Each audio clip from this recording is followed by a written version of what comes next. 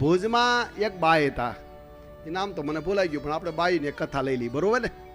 એટલે બાઈ હતા ને, પછી ગંગારામ મલ ને બધા ભક્તો હતા, તો મહારાજી બાઈ પગે લાગવા. મહારાજ કે બાઈને કયો બધાને ઘેર થાવ, તારી ને થાવ. તો બાઈ પ્રેમી બહુ, પણ બાઈનો સ્વભાવ એવો કે હું કહું એટલું જમવા જોઈએ. કેટલો? હા, હું રાંધું અને મારો ભાવ એ પ્રમાણે જમવા જોઈએ.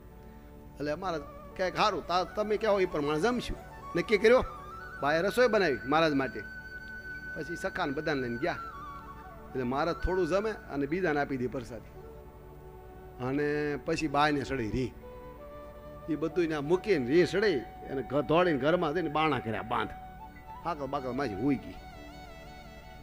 અને બાએ 2-3 દી ખાધું નહીં.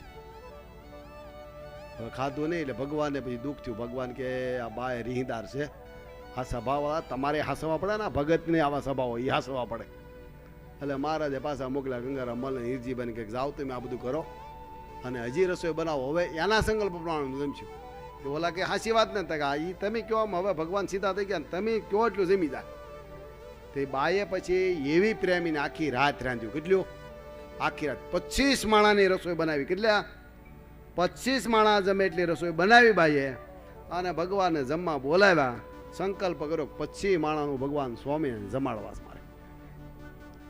અને એ ભાઈ શેરો પૂરી લાડવાન બાડવાન બધું બનાવ્યું. આમ ટણાટણ ચકાચક ભગવાન આવ્યા ને બેસી ગયા જમવા. બાય મળી પીરસવા. પીરતા 25 માણાનું બધું ખાઈ ગયા. મહારાજ કે હજી ભૂખ્યા છે, લાવો. બાય કે મારા હવે તમે બેહો. મહારાજ કે એમ ન હાલે. પહેલે ફેરો મહારાજ કે અમે ધરાઈ ગયા, અમારે નહીં હાલે. ત્યારે બાય રિયાની હોઈ ગઈ. પછી બાય પગમાં પડી, મહારાજ તમે પુરુષોત્તમ નારાયણ છો. પછી બાય હારી ગઈ, મહારાજ હું તમને ન પગી. મોં પગાય ને ભાઈ.